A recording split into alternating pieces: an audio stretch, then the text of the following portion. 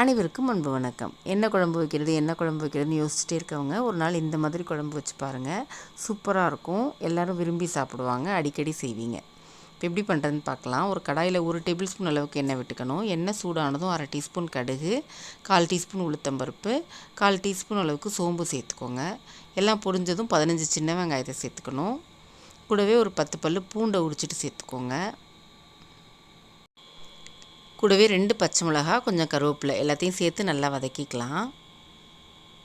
வெங்காயம் கொஞ்சம் வதங்கினதுக்கப்புறம் 2 தக்காளியை சின்ன சின்னதாக நறுக்கிட்டு சேர்த்துக்கோங்க. பெரிய சைஸாக இருந்தால் 2, சின்ன தக்காளியாக இருந்தால் 3 தக்காளி சேர்த்துக்கோங்க. சேர்த்து நல்லா வதக்கிக்குவோம். இப்போ இதில் 2 முள்ளங்கியை நறுக்கிட்டு சேர்த்துக்கணும். தோலை சீவிட்டு இந்த மாதிரி சின்ன சின்னதாக நறுக்கிட்டு சேர்த்துக்கோங்க. சேர்த்து நல்லா வதக்கிக்குவோம்.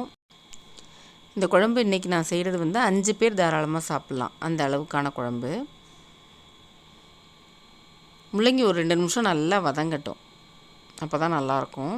வதங்கினதுக்கப்புறம் இதில் 1/2 டீஸ்பூன் அளவுக்கு இஞ்சி பூண்டு பேஸ்ட்டு சேர்த்து வதக்கிக்கலாம்.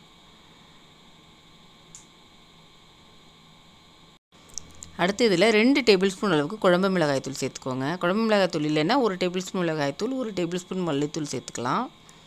கூடவே ஒரு 1/2 டீஸ்பூன் அளவுக்கு சோம்புத்தூள் சேர்த்துக்கோங்க. நல்லாயிருக்கும். இருந்தால் சேர்த்துக்கோங்க, இல்லைன்னா ஸ்கிப் பண்ணிக்கலாம். சேர்த்து நல்லா கலந்துட்டு ஒரு 2 கப் அளவுக்கு தண்ணி சேர்த்துக்குவோம்.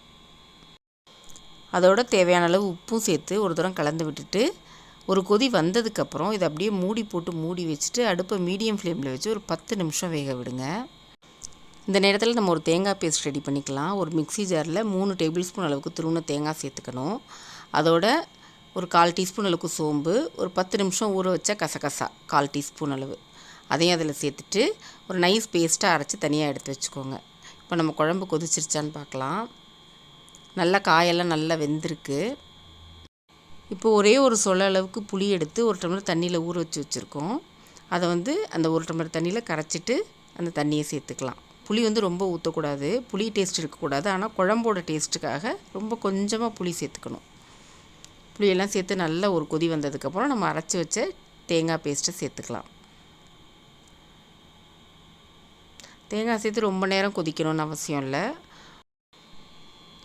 ஒரு கொதி வந்ததும் அடுப்பை ஆஃப் பண்ணிவிட்டு கருவேப்பிலை இலைகளை பிச்சு தூவிக்கலாம். அவ்வளோதான், நம்மளோட சூப்பரான முள்ளங்கி குழம்பு ரெடி ஆகிடுச்சு. நல்ல டேஸ்ட்டாக இருக்கும். ட்ரை பண்ணி பார்த்துட்டு எப்படி இருந்துச்சுன்னு உங்கள் பதிலை கமெண்ட்ஸில் சொல்லுங்கள். கூடவே நம்ம சேனலையும் சப்ஸ்கிரைப் பண்ணிக்கோங்க. நன்றி.